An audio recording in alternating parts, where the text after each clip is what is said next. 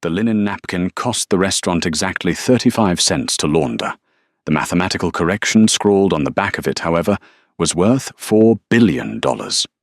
In a world governed by perception, Harrison Cole believed that a uniform defined a person's worth.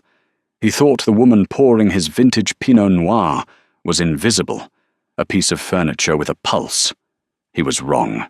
When the billionaire tried to crush a rival with a flawed algorithm, he didn't expect the uneducated waitress to shatter his ego with a single sentence. This is the story of how the invisible woman became the most dangerous person in the room.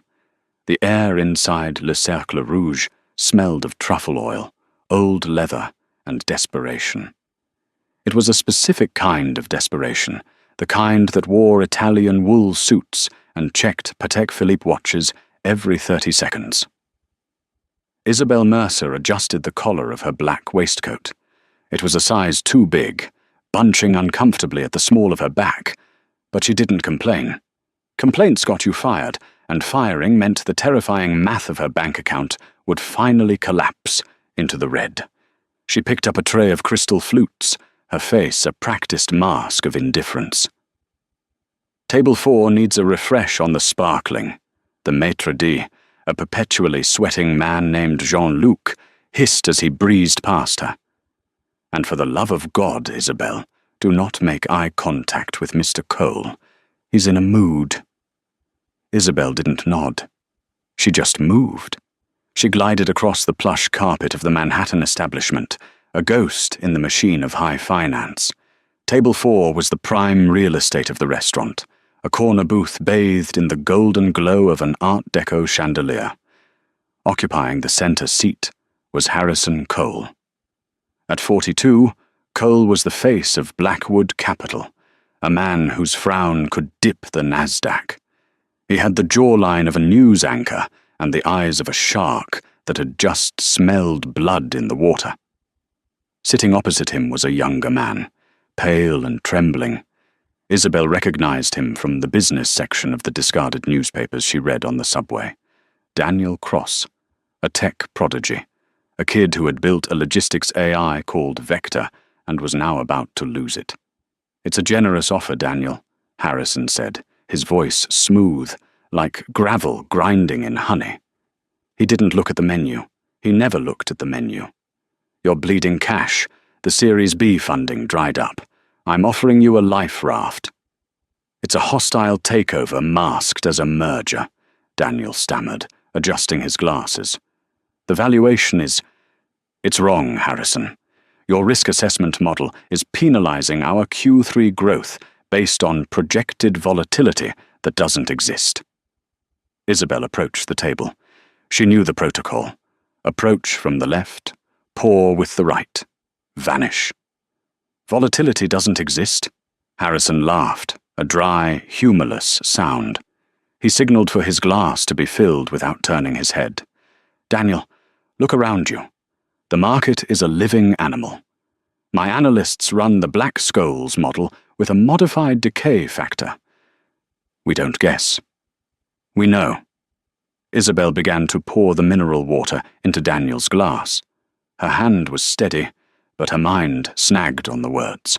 "Modified decay factor." "But the variable," Daniel pressed, desperate. "You're using a static volatility index for a dynamic logistics chain. It undervalues Vector by 40%. Harrison slammed his hand down on the table. The silverware rattled. Isabel froze, the bottle hovering an inch from the glass. "You are a coder, Daniel. You type syntax. I deal in reality," Harrison sneered, leaning forward. "I have 3 PhDs from MIT, sitting in a basement in Greenwich, telling me your company is worth 600 million, not the billion you think it is. You're emotional. You're irrational." Harrison gestured vaguely to his right, his hand nearly striking Isabel's arm. "It's like trying to explain calculus to her." He jabbed a finger toward Isabel.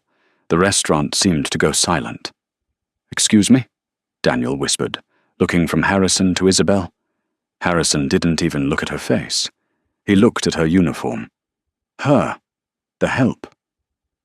If I tried to explain the concept of gamma hedging to this waitress, her eyes would glaze over.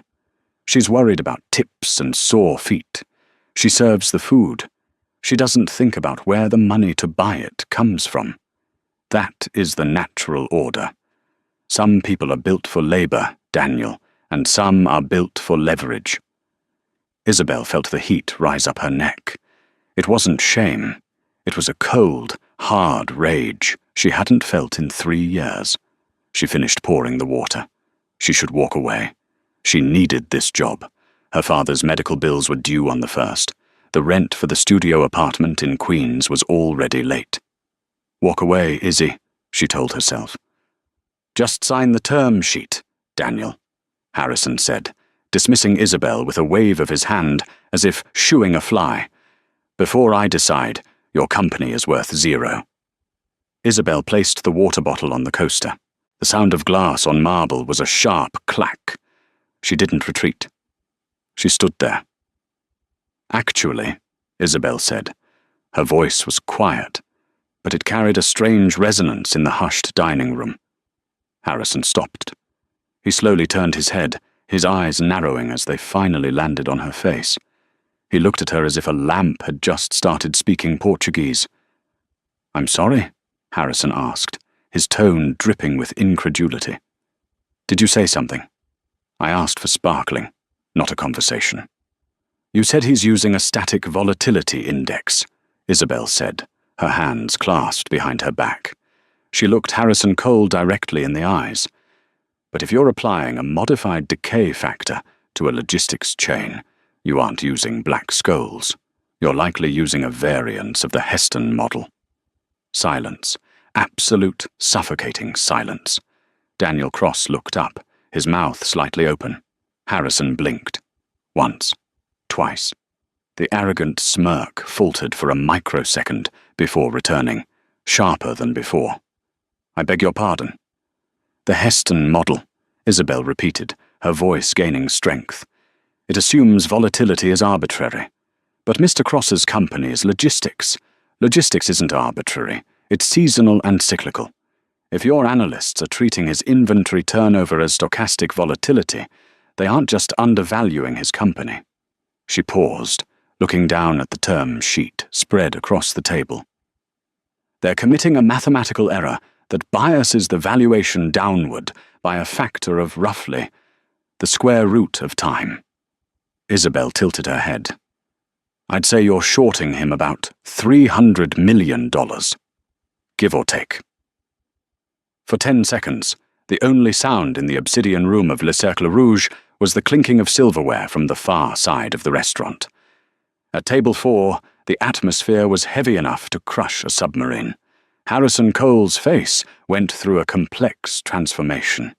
It started with shock, transitioned into confusion, and settled into a cold, predatory amusement. He sat back in his leather chair, crossing his arms over his chest. "Jean-Luc!" Harrison barked, not breaking eye contact with Isabel. The manager materialized instantly, looking as though he might have a stroke. "Mr. Cole, sir, I am so sorry. I will remove her immediately." "No," Harrison said, holding up a hand. "Wait." He looked Isabel up and down, this time not as furniture, but as a curiosity, like a dog that had walked on its hind legs. "You know the Heston model," Harrison said, his voice low. "That's a fascinating party trick. Where did you hear that? Did you overhear a banker talking on your last shift? Memorize a few buzzwords to impress a date?" "I didn't memorize it," Isabel said calmly. "I derived it." Harrison laughed. It was a loud, barking sound that drew the attention of the entire room. "You derived it. Ladies and gentlemen, we have a prodigy clearing tables. Tell me, if you're a quant genius, why are you wearing an apron that smells like stale bread?" "Because life is stochastic, Mr. Cole," Isabel replied, her face impassive. "Random variables affect us all, even you." Harrison's smile vanished. He didn't like being challenged. He especially didn't like being challenged by someone making minimum wage plus tips. He reached into his jacket pocket and pulled out a gold Mont Blanc pen. He grabbed the linen napkin from his lap and tossed it onto the table. "Fine," Harrison said. He pointed to the napkin. "Prove it." "Sir," Jean-Luc squeaked. "Quiet," Harrison snapped. He looked at Isabel. "You say my valuation is wrong. You say my analysts, MIT graduates, made a mistake. Show me where. Right now. If you can prove that my volatility index is flawed mathematically, I'll double the offer to Mr. Cross." He leaned in, his voice dropping to a whisper. "But if you can't, if you're just wasting my time, I will ensure you never work in this city again. Not at a restaurant, not at a gas station. I will make you radioactive." Isabel looked at Daniel. The young founder was looking at her with a mixture of hope and terror. "You don't have to do this," Daniel whispered. Isabel looked back at Harrison. She saw the bully in him, the man who thought money was a substitute for intellect. "I'll need a pen," she said. Harrison slid the gold pen across the tablecloth. Isabel picked it up. It was heavy, perfectly balanced. She flattened the napkin against the table. She closed her eyes for a split second, visualizing the datasets she had seen in the newspaper, the variables Harrison had mentioned, and the fundamental flaw in applying financial market theory to physical logistics. She began to write. The ink bled slightly into the linen, but her hand was sure. She didn't write sentences. She wrote symbols, Greek letters, integrals. Wafrak dorsed nuas to hlo, course.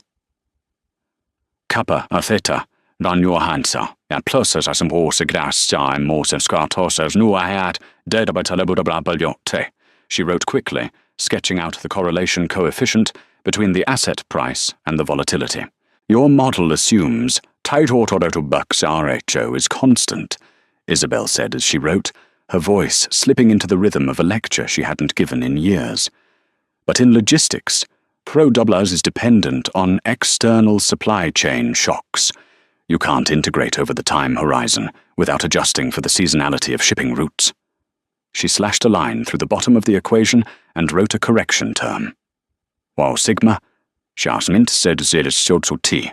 Sigma, Twasutor plus lambda, and jump usast, T. Distorse. "You missed the jump diffusion," she said, capping the pen. She spun the napkin around so it faced Harrison. "You're treating a supply chain like a stock. Stocks move instantly. Ships don't. Your formula anticipates risk that can't physically happen that fast. You're discounting the value based on ghost fear." She slid the pen back to him. "You owe him $300 million. Harrison stared at the napkin. He stared at it for a long time. He picked it up, holding it close to his face. He knew math. He wasn't just a suit. He was a shark who knew how to count teeth. He traced the line of her equation. He looked for the error. He looked for the bluff. His brow furrowed. He pulled out his phone, snapped a picture of the napkin, and tapped furiously. "Who are you texting?" Daniel asked, emboldened by Isabel's confidence. "My head of quantitative analysis," Harrison muttered. 3 minutes passed.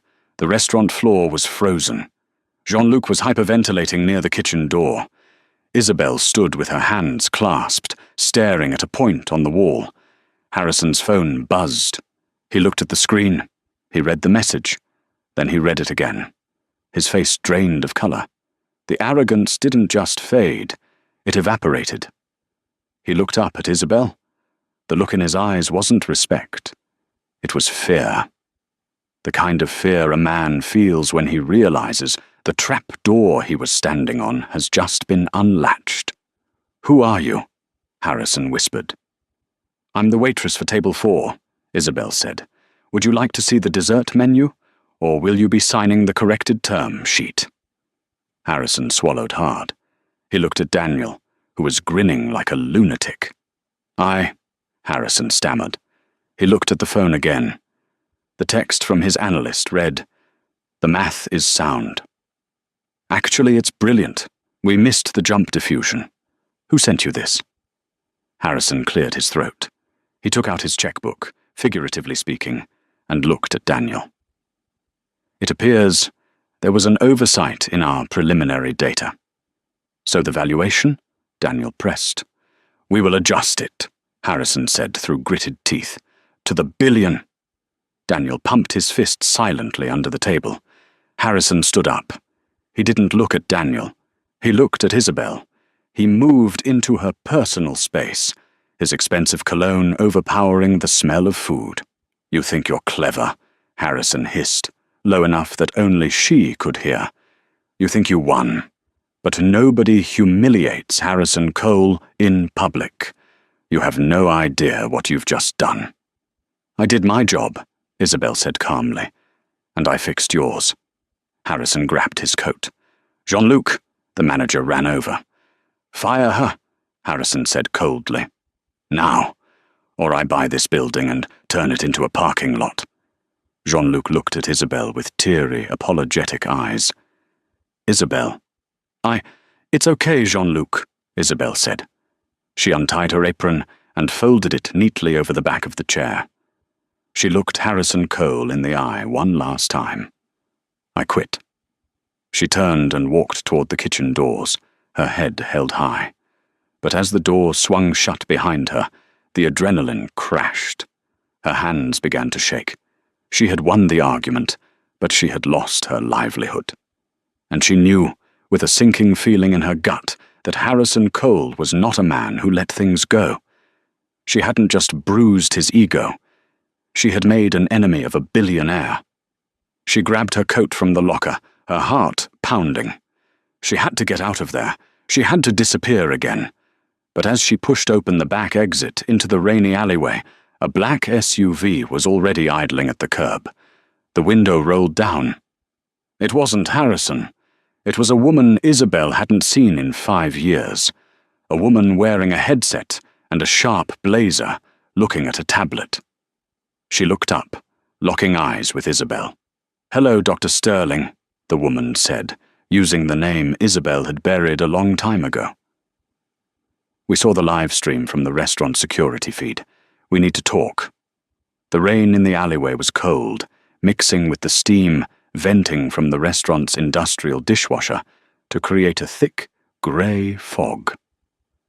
Isabel stood by the open door of the black Cadillac Escalade, her hand gripping the handle of her worn tote bag until her knuckles turned white. Dr. Sterling, the woman in the back seat repeated. She had a sharp bob cut, severe glasses, and the kind of tailored blazer that cost more than Isabel's father made in a year. Isabel took a step back, the rain plastering her hair to her forehead. You have the wrong person. My name is Isabel Mercer. We both know that isn't true, the woman said, opening the door wider. Get in, Isabel. Harrison Cole just called the New York Post, Bloomberg, and the chief of police. He's telling them a mental patient attacked him at Le Cercle Rouge. If you stay on the street, you'll be in a holding cell at Rikers Island within 20 minutes. I'm offering you a ride. Isabel hesitated. The sirens were already wailing in the distance, bouncing off the canyon walls of Manhattan. She looked at the woman's face and recognized her. It was Claire Hemlock. 5 years ago, Claire had been a junior analyst at the SEC. Now, judging by the car and the driver, she was private sector. High up, Isabel got in. The door slammed shut, sealing out the noise of the city. The interior smelled of eucalyptus and leather. Drive, Claire commanded. As the car pulled away, merging seamlessly into the chaotic traffic of Fifth Avenue, Claire opened a laptop. On the screen was a paused frame of the security footage from the restaurant. It showed Isabel pointing at the napkin. You corrected the Heston model using a jump diffusion parameter, Claire said, not looking up from the screen. Brilliant. Careless, but brilliant. You exposed a flaw in Blackwood Capital's primary valuation algorithm in front of a witness. You know what Cole is going to do, don't you? He's going to sue me, Isabel said, staring out the tinted window as the city blurred by. Suing is for people who want money, Claire corrected. Harrison Cole has money. He wants blood. He's going to erase you. Again. Claire tapped a key, and a new window popped up. It was an old news article from the Wall Street Journal, dated 5 years prior. The headline read, "The Sterling Crash, MIT Prodigy, Blamed for $2 billion Flash Crash." Below the headline was a photo of Isabel. She looked younger, happier, standing in front of a chalkboard covered in equations. She was wearing a graduation gown. "Dr. Isabel Sterling," Claire read aloud. "Double PhD in applied mathematics and financial engineering from MIT.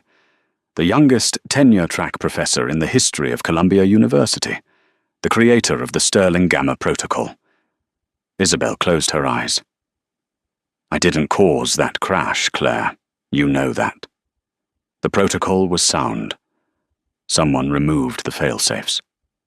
"I know," Claire said softly. "I was at the SEC then. I saw the logs, but the logs disappeared, and you took the fall.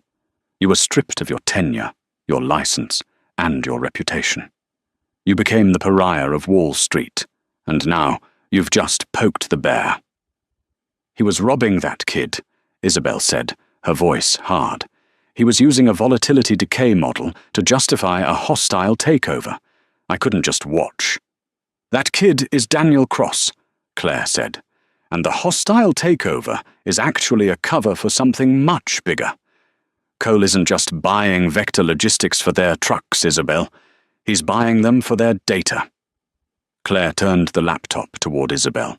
It displayed a complex map of global shipping routes, overlaid with financial market fluctuations. "Harrison Cole is building something called Project Janus," Claire explained. "He's trying to create a predictive engine that doesn't just forecast the market, but controls it. If he acquires Vector, he controls the physical supply chain. He can create shortages on purpose, short the stock, and then release the inventory to make a profit on the recovery. It's market manipulation on a global scale." Isabel looked at the map. The math in her head started clicking into place. "He needs the logistics data to calibrate the timing. That's why he needed the volatility index to be low, to hide the risk from the regulators." "Exactly," Claire said. "And you just proved that his math is broken. You didn't just cost him a few million on the deal, Isabel. You threatened the foundation of $1 trillion scheme." The car slowed down. They weren't at a police station. They were parked in front of a rundown tenement building in Queens, Isabel's apartment. "How do you know where I live?" Isabel asked, feeling a chill. "I've been keeping tabs on you," Claire admitted. "I always knew you were innocent. And I knew one day you'd get tired of hiding." Isabel reached for the door handle. "I'm not tired of hiding, Claire. I'm tired of surviving. I just got fired. I have rent to pay." "You won't be paying rent here," Claire said grimly. Isabel looked out the window. On the sidewalk, her meager belongings were already piled up in cardboard boxes. Her landlord was standing there with a sheriff's deputy. "Eviction," Isabel gasped. "I'm only 2 weeks late." "Cole bought the building," Claire said. 10 minutes ago. He bought the mortgage from the bank and ordered an immediate eviction for breach of contract. He's moving fast." Isabel watched as the rain soaked her boxes, her books, her father's old records, everything she had left. "He wants you on the street," Claire said. "He wants you desperate. He wants you to come crawling to him so he can crush you properly." Isabel didn't cry. The tears had dried up years ago when she lost her career. Instead, a cold, calculated anger settled in her chest. It was the same feeling she had when she solved a partial differential equation, the clarity of absolute focus. She turned back to Claire. "Who are you working for now, Claire?" "I started my own firm," Claire said. "Hemlock Analytics. We're small, niche. We hunt financial predators." "You want to hire me?" "I can't hire you," Claire said. "You're radioactive. If I put you on payroll, Cole destroys me too." "But—" Claire reached into her purse and pulled out a keycard and a burner phone. "I have a safe house, a loft in Brooklyn. It has a secure server, a Bloomberg terminal, and 3 monitors. It's off the grid. Isabel took the items. What do you want in return? I want the truth about the Sterling crash, Claire said. And I want to stop Harrison Cole. Daniel Cross called me 5 minutes ago. He's looking for you. He didn't sign the deal, Isabel. He walked out. Isabel's eyebrows shot up. He walked away from $1 billion? He realized that if Harrison Cole lied about the math, he lied about everything. Daniel is at the loft waiting for us. He has the raw code for Vector. He needs a mathematician to help him weaponize it against Cole. Isabel looked at the rain-soaked boxes on the sidewalk, then at the secure, dry interior of the car. Let's go, Isabel said. I have some equations to solve. The loft in Brooklyn was a repurposed textile factory, all exposed brick and humming servers. It smelled of ozone and stale coffee. When Isabel walked in, Daniel Cross was pacing the floor, his tie undone, his hair a mess. He looked like a man who had just jumped off a cliff and was trying to build a parachute on the way down. You! Daniel shouted when he saw her. He ran over, stopping just short of grabbing her shoulders. You're real. I thought maybe I hallucinated you. I'm real, Isabel said, taking off her wet coat. She walked straight to the bank of monitors. She didn't waste time with pleasantries. Show me the source code. Daniel blinked. Hello? Thank you. You saved my company. I didn't save your company yet, Isabel said, sitting in the ergonomic chair. It felt foreign after years of standing on hard restaurant floors. I just delayed its execution. Cole will come for you. He'll short your stock, spread rumors about your solvency, and have the SEC audit your grandmother. If we want to survive, we need to prove his model is fraudulent before the market opens on Monday. She spun around to face him. Show me the code, Daniel. Daniel hooked up his laptop. Lines of Python and C++ cascaded down the large screens. Isabel put on a pair of blue light glasses Claire handed her. She cracked her knuckles. For the first time in 5 years, she felt alive. She wasn't Isabel the waitress. She was Dr. Sterling. Okay, she muttered, her eyes scanning the syntax. This is your logistics algorithm. It optimizes shipping routes based on fuel costs and weather patterns. Standard. It's not just standard, Daniel defended. It uses a genetic algorithm to evolve the routes in real time. Cute, Isabel said. But look here. She pointed to a block of code buried deep in the kernel. What is this subroutine? External override SAS protocol 7? Daniel frowned. I didn't write that. That must be from the API library we licensed from... Oh no. From who? From a subsidiary of Blackwood Capital, Daniel whispered. We used their data feed for port congestion. Isabel typed furiously. It's a back door. Cole didn't need to buy your company to control it. He's already inside. This protocol allows him to artificially inflate your latency numbers. He can make your trucks look late, even when they're on time. Why? Daniel asked. To lower your stock price, Isabel said. He was tanking your value from the inside so he could buy you cheap. That's why the volatility index was wrong on the napkin. He wasn't calculating risk, he was manufacturing it. Claire leaned against the desk. This is illegal. Highly illegal. But we can't prove it. That code looks like a standard bug to an untrained eye.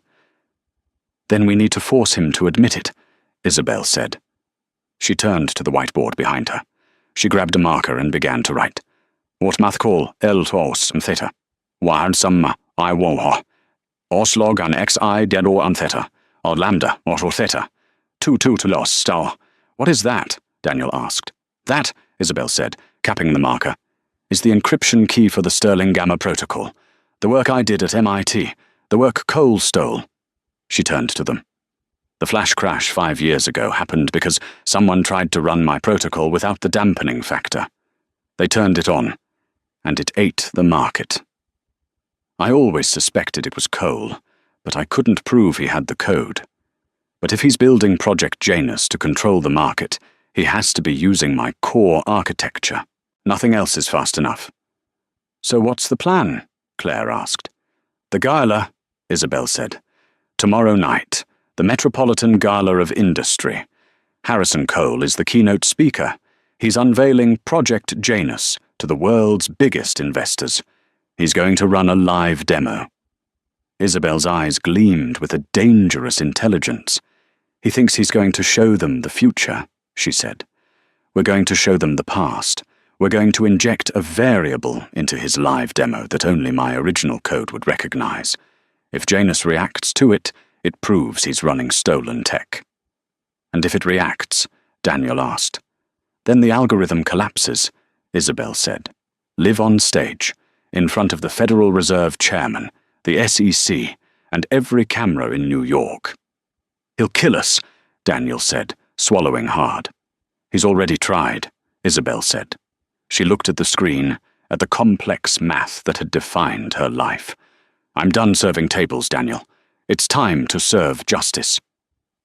The Metropolitan Museum of Art was transformed. The Temple of Dendor was bathed in blue laser light, and the air buzzed with the chatter of billionaires. Harrison Cole stood at the center of the room, holding a glass of champagne. He looked like a king.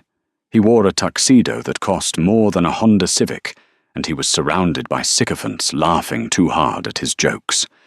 The Asian markets are ripe, Harrison was saying to a senator. With Project Janus, we eliminate uncertainty. We don't predict the future, Senator. We curate it. Across the room, near the shadows of the Egyptian columns, Isabel Mercer entered. She wasn't wearing a waitress uniform. She was wearing a floor-length gown of midnight blue silk, borrowed from Claire's closet. Her hair was pulled back in a severe, elegant chignon. She wore diamond earrings, fakes, but high-quality ones. She looked regal. She looked dangerous. Daniel Cross walked beside her, looking terrified in a rental tux. He was clutching a tablet disguised as a program. Security is tight, Daniel whispered. They have biometric scanners at the server room. We don't need the server room, Isabel said, her eyes locked on Harrison. We just need to be on the Wi-Fi. The guest Wi-Fi is firewalled, Daniel hissed. Not for us, Isabel said. Claire is in the van outside. She's spoofing the credentials of the catering company. We have 3 minutes once the keynote starts. Harrison Cole stepped onto the stage. The lights dimmed. A massive screen descended behind him. Ladies and gentlemen, Harrison boomed, his charisma filling the massive hall. For centuries, man has been a slave to the whims of the market. Famine, war, supply chain disruptions. We reacted. Tonight, I propose we stop reacting. I give you Janus. The screen flared to life. A beautiful, rotating globe appeared, pulsating with data streams. This is a live feed of the global economy, Harrison said. Processed in nanoseconds, Janus is currently managing $4 trillion of assets in real time. The crowd gasped. Now, Harrison said. Watch what happens when I simulate a crude oil shortage in the North Sea. He tapped a console. The globe shifted. Red lines appeared, but then instantly turned green as the AI rerouted ships and hedged funds. Profit, Harrison smiled. Stability. Now, Daniel, Isabel whispered. Daniel tapped the tablet. In the van outside, Claire hit enter. A single packet of data was injected into the Janus local network. It wasn't a virus. It was a math problem. Specifically, it was the Stirling paradox, a logical loop that Isabel had designed as a signature in her original code. It was a question. If the set of all sets contains itself, what is the value of 0? It was a question that would be ignored by any standard AI. But if the AI was built on Isabel's stolen neural architecture, it would be compelled to solve it. On stage, the globe flickered. Harrison frowned. He tapped the console again. As you can see, the globe stopped rotating. The green lines turned purple. 1 moment, Harrison said, his smile tightening. Suddenly, The screen behind him changed. The map of the world vanished. Instead, a stream of raw code appeared. It was scrolling so fast it was a blur. Then, the text stopped. A single equation appeared on the massive 40-foot screen. Bandwart into Simti. Winode. X2. Dajarsat Suoskart was P to quad. Text. Author. I. Sterling. The room went silent. Harrison Cole froze. He looked at the screen, then he looked out into the audience. He saw her. Standing in the center aisle, illuminated by the glow of the screen, was Isabel. "That's," a voice in the front row whispered. "That's the Sterling signature." Harrison gripped the podium. "Technical difficulties," he shouted, his voice cracking. "Cut the feed, cut it!" But the feed didn't cut. The equation dissolved, and new text appeared. It wasn't math this time. It was a ledger account. Blackwood offshore. Cayman transfer. 2,000. Source, unregistered SEC trade. 2019. The Sterling crash. The crowd erupted. Phones were raised. The senator in the front row stood up, looking horrified. "You stole it!" Isabel's voice rang out. She didn't have a microphone, but she projected her voice with the authority of a professor addressing a lecture hall. She walked toward the stage. Security guards moved to intercept her, but the crowd blocked them, too busy filming the meltdown. "You stole the Sterling protocol," Isabel said, climbing the stairs to the stage. She stood 5 feet from Harrison Cole. "You removed the safety dampers to maximize profit, caused the flash crash, and framed me to cover your tracks.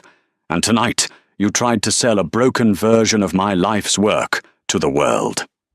Harrison's face was purple. Veins bulged in his neck. "You waitress! You nobody! Security! Arrest this woman! She's hacking my system!"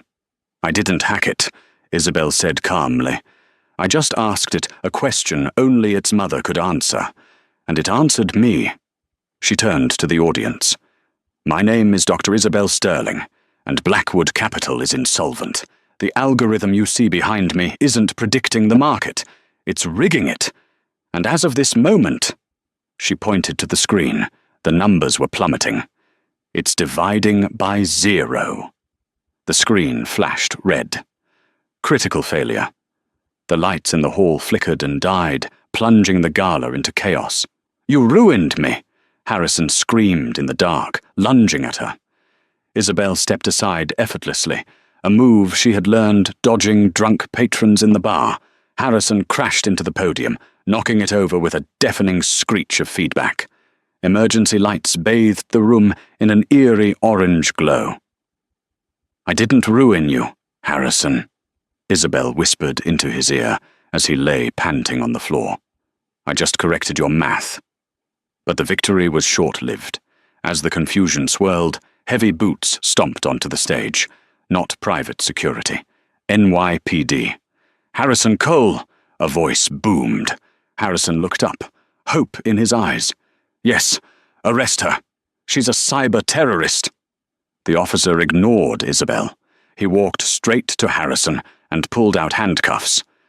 "Harrison Cole, you are under arrest for securities fraud, embezzlement, and conspiracy to commit industrial espionage."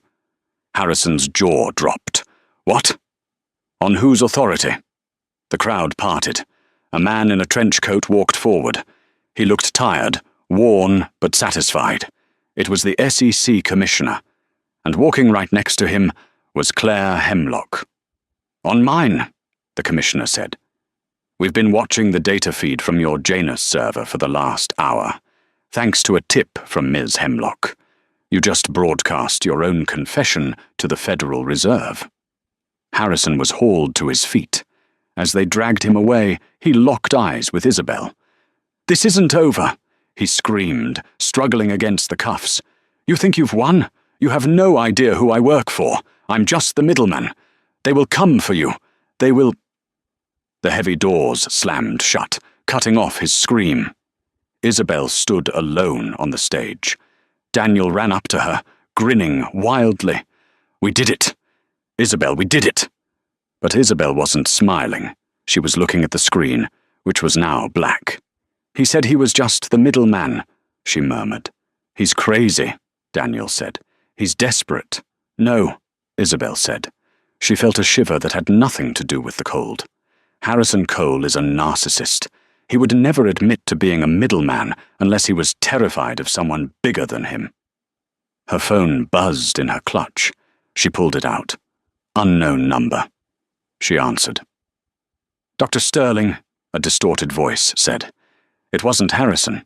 It was deeper, synthetic. Congratulations on removing Mr. Cole. He was becoming inefficient. Who is this? Isabel demanded. We have been waiting for the Sterling protocol to come back online, the voice said. Thank you for unlocking it. We have the data now. Isabel's blood ran cold. I crashed the system. You crashed Cole's interface, the voice said. But the core code? The source? You just broadcast it to the cloud to prove your point. We have it. And unlike Mr. Cole, we know how to use it properly. The line went dead. Isabel looked up at Daniel, who was celebrating with Claire. Daniel, she said, her voice trembling, shut it down. Shut down the laptop. What? Why? We didn't kill the monster, Isabel whispered, looking into the darkness of the museum hall. We just set it free. The silence in the back of the surveillance van was heavier than the humid New York night outside. The Metropolitan Gala was chaos in the rearview mirror, flashing red and blue lights reflecting off the wet pavement. But inside the cramped vehicle, the war had moved from physical to digital. Trace it, Claire, Isabel commanded, her voice devoid of fear. The trembling she had felt earlier was gone, replaced by the icy calculation of a mathematician facing an unsolvable problem. Whoever that was, they just downloaded a weaponized version of my life's work. Claire Hemlock was typing at a speed that blurred her fingers. Her screens were a waterfall of hex code and tracer routes. I'm trying, Isabel. They used a VoIP relay, bouncing through Singapore, Kiev, Toronto. Wait. What? Daniel asked, leaning over her shoulder. He was still clutching his loosened tie, sweat dripping down his nose. They got lazy, Claire whispered, her eyes widening. Or arrogant. The final hop didn't go to a cloud server. It went to a physical line, a dark fiber connection. Dark fiber? Isabel asked. Private unlit optical fiber, Daniel explained, his logistics background kicking in. Ultra-low latency. High-frequency traders use it to shave nanoseconds off trades. If they are using a dedicated line, they aren't on the cloud. They're in a building, a fortress. Where? Isabel pressed. Claire hit a final key. A map of the tri-state area popped up. A single red dot pulsed in the industrial wastelands of New Jersey, just across the Hudson River. Weehawken, Claire said. An old data center disguised as a shipping warehouse. It's owned by a shell company called Aurelius Holdings. Isabel stared at the dot. Harrison Cole was the public face. He took the risks, gave the speeches, and bullied the companies. But Aurelius, they are the money behind the money. They're the ones who wanted the market control. If they have the Sterling protocol, Daniel said, his voice rising in panic, and they have that dark fiber connection, they don't need to wait for the market to open on Monday. They can trade on the overnight futures. They can crash the Asian markets while we sleep, buy up the debt for pennies, and own the sovereign debt of entire nations by breakfast. Isabel looked at the digital clock on the dashboard. 11:42 p.m. The Asian markets open in 18 minutes, Isabel said. We can't hack them remotely, not with that level of encryption. We have to go there. Go there? Claire looked at her like she was insane. Isabel, that place will have armed guards. It's not a restaurant. It's a machine, Isabel said, grabbing her laptop. And every machine has a physical kill switch. Drive. The warehouse in Weehawken looked like a tomb. It was a massive, windowless monolith of concrete sitting on the edge of the dark water. There were no signs, only a high chain-link fence topped with razor wire and cameras that moved with insect-like precision. Claire parked the van a block away, behind a stack of rusted shipping containers. "Okay," Claire said, pulling up the schematics she had scraped from the city's planning database. "This isn't good. Thermal sensors, biometric locks, and 3 guards patrolling the perimeter with dogs." "We don't need to get into the front door," Daniel said, pointing to the roof. "Look at the HVAC units. Massive industrial cooling. That much server power generates incredible heat. They need to vent it." "So we climb?" Isabel asked, looking at her silk evening gown. She reached down and ripped the skirt at the thigh. "Fine." "I can disable the cameras for 30 seconds on a loop," Claire said. "But that's it. You two have to move fast. Once you're in, you need to find the main server rack. It'll be the one that's air-gapped from the rest." "And do what?" Daniel asked. "Smash it?" "No," Isabel said, checking her laptop bag. "If we smash it, the backup protocols kick in and upload the data to a satellite. We have to poison it. We have to make the math eat itself." They moved. Under the cover of the droning rain, Isabel and Daniel sprinted across the cracked asphalt. Claire killed the cameras. The red lights on the lenses blinked out. They hit the fence. Daniel, surprisingly agile, boosted Isabel up. She scrambled over the wet metal, the razor wire snagging the expensive silk of her stolen dress. She dropped to the other side, landing in a crouch. Daniel followed. They reached the side of the building. The roar of the cooling fans was deafening. "There," Daniel pointed to a maintenance ladder. They climbed. The wind whipped off the Hudson, cold and biting. Isabel's hands were numb, but her mind was burning hot. She thought about the years she spent waiting tables, serving men like Harrison Cole, listening to them discuss destroying companies while they ate filet mignon. She thought about her father, who died because he couldn't afford a specialist, because an algorithm denied his insurance claim. She wasn't just fighting for a stock price. She was fighting for the variable that the Harrison Coles of the world always forgot: humanity. They reached the roof vent. Daniel used a multi-tool to unscrew the grate. They dropped down into the darkness. Inside, the air was freezing. Data centers are kept at near-Arctic temperatures to protect the hardware. They were on a catwalk suspended above a sprawling floor of blinking blue and green lights. It looked like a city at night. Thousands of servers, humming with the collective greed of the world. "The central hub," Isabel whispered. There, in the center of the room, isolated inside a glass cube, was a massive black monolith. Thick cables ran into the floor like roots. "That's Aurelius," Daniel said. They climbed down the service stairs. They were 10 feet from the glass cube when the light suddenly shifted from cool blue to a violent, strobing red. A siren blared. "Intruder alert!" a robotic voice echoed. "Sector 4! Claire!" Isabel screamed into her earpiece. "I thought you had the cameras." "I did," Claire's voice crackled back. "They have pressure sensors in the floor. Get out of there. Private security is breaching the north entrance." "We're not leaving!" Isabel yelled. She ran to the glass door of the cube. Locked. Biometric scanner. "Daniel, the keypad." Daniel looked at it. "It's encrypted. I need 10 minutes." "We have 10 seconds," Isabel shouted. She looked around. She saw a fire extinguisher mounted on the wall. She grabbed it. "Math," she muttered, "is applied physics." She swung the heavy canister with all the strength she had built, carrying heavy trays for 5 years. Crash, the glass spiderwebbed. She swung again. Crash! The glass shattered.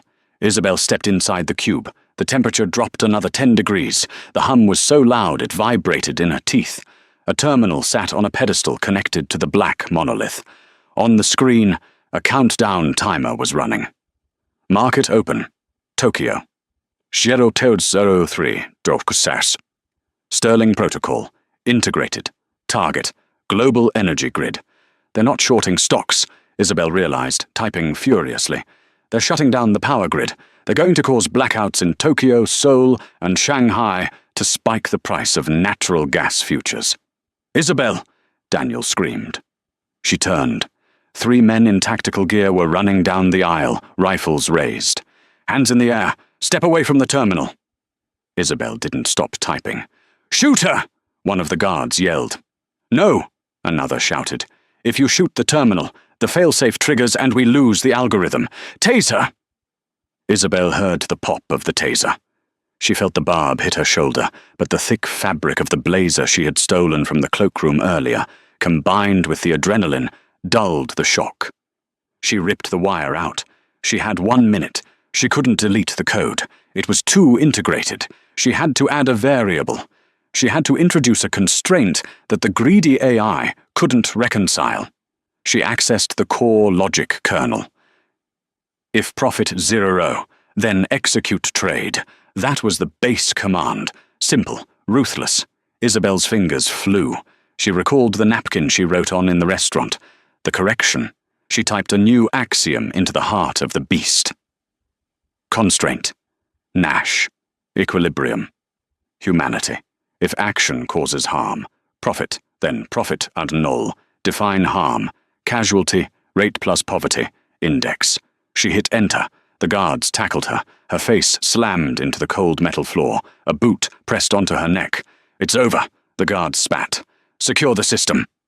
Isabel, pinned to the floor, blood trickling from her lip, just smiled. "Check the screen." The guard looked up at the massive monitor above the server rack. The countdown hit 0. The Tokyo markets opened. The Aurelius AI woke up. It saw the opportunity to shut down the Osaka power grid. It calculated the profit, $4 billion. Then it hit Isabel's new line of code. It calculated the harm, freezing temperatures, hospitals losing power, elderly at risk. The equation balanced. The harm outweighed the profit. Profit, null. The AI paused. It looked for the next trade, shorting a pharmaceutical company by withholding a cancer drug shipment. Harm, profit. Profit, torse and null. Faster than human thought, the AI scanned millions of potential trades, every single one of them that relied on exploitation, suffering or destruction, hit the wall of Isabel's variable. The screen began to flash. Error. No ethical trades found. System lock. Initiating dump. "What did you do?" the guard screamed, shaking her. "I gave it a conscience," Isabel wheezed. "And it turns out you can't be a billionaire predator if you have a conscience. The system is rejecting its own nature." On the screen, the numbers started counting backward. Liquidating assets to cover ethical deficit. "It's selling!" Daniel yelled from where he was pinned on the ground. "It's selling everything." The AI, trapped in a logic loop where the only way to minimize harm was to dismantle the capital used to cause it, began to liquidate Aurelius Holdings. It sold the futures. It sold the stocks. It sold the bonds. And it donated the proceeds to the organizations listed in its database as relief factors. Charities, NGOs, hospitals. In 30 seconds, Aurelius Holdings went from being a $1 trillion shadow empire to a bankrupt shell. The lights in the facility turned bright white. The red alarm stopped. The guards' radios crackled. "Abort!" a voice said on the radio. It sounded panicked. "The accounts. They're empty. The paychecks bounced. We're not getting paid." The guard standing on Isabel's neck paused. He looked at the screen. He looked at his phone, checking his bank balance. "Abort," he muttered. He stepped off Isabel. "You're leaving?" the other guard asked. "I'm not shooting a genius for free," the guard said. He lowered his rifle. "Let's go." The mercenaries walked away, leaving Isabel and Daniel lying on the floor of the glass cube. Isabel rolled onto her back, staring up at the humming black monolith. It was quiet now. Peaceful. "Did we win?" Daniel asked, crawling over to her. Isabel wiped the blood from her lip. "We didn't just win, Daniel. We changed the rules of the game." 3 months later. The sun streamed through the large windows of the corner building in Queens. It used to be a dilapidated storefront. Now it was bright, airy, and filled with whiteboards. The sign above the door read, "The Sterling Institute." Inside, 20 kids from the neighborhood were sitting at desks. They weren't learning how to serve food. They were learning calculus. They were learning coding. Isabel walked among them. She wore a simple blazer and jeans. She stopped at a desk where a young girl was struggling with a quadratic equation. "Don't memorize it," Isabel said gently. "Visualize it. It's not a line on a page. It's the arc of a ball being thrown. It's a story." The bell rang. The kids packed up, laughing and shouting. As the room cleared, the front door opened. Daniel Cross walked in. He looked different, confident, relaxed. Vector Logistics was thriving, operating on a transparent, ethical model that was slowly revolutionizing the industry. "You have a visitor," Daniel said, stepping aside. Claire Hemlock walked in. She held a newspaper. "Have you seen the news?" Claire asked. Isabel took the paper. The headline read, "Former billionaire Harrison Cole sentenced to 15 years. Below that, a smaller article. "Mysterious Robin Hood. Glitch donates billions to global charities." "They still don't know it was you," Claire said. "The world thinks it was a system error." "Good," Isabel said, placing the paper on her desk. "I like being invisible." "You're hardly invisible," Daniel said. "You have a wait list of 300 students, and MIT offered you your tenure back." "I declined," Isabel said. "Why?" Claire asked. "It's everything you wanted." Isabel looked around the room, at the erased chalkboards where the next generation of geniuses would learn that math wasn't just about money, it was about truth. "I spent years thinking my value was defined by a title," Isabel said. "Doctor, professor, waitress. But Harrison Cole taught me something important." "What's that?" Daniel asked. Isabel smiled, a genuine warm smile that reached her eyes. "It doesn't matter what you wear," she said. "It matters what you bring to the table." She picked up an eraser and wiped the board clean, ready for the next lesson. "Besides," she added, "the coffee is better here." Isabel's story is a powerful reminder that intelligence and worth are not defined by a uniform or a bank account. In a world obsessed with status, Harrison Cole made the fatal mistake of underestimating someone based on her station in life. He saw a waitress. The universe saw a genius. By staying calm, relying on her knowledge, and refusing to be intimidated by power, Isabel didn't just win an argument. She dismantled a corrupt empire and used her skills to uplift others. It serves as a lesson to us all. Treat everyone with respect, because you never know who is pouring your water. If you enjoyed this story of justice served cold, make sure to hit that like button. It really helps the channel grow. What would you do if a billionaire tried to humiliate you? Let me know in the comments below. And don't forget to subscribe and ring the bell so you never miss a story about the underdog taking the win. Thanks for watching, and see you in the next video.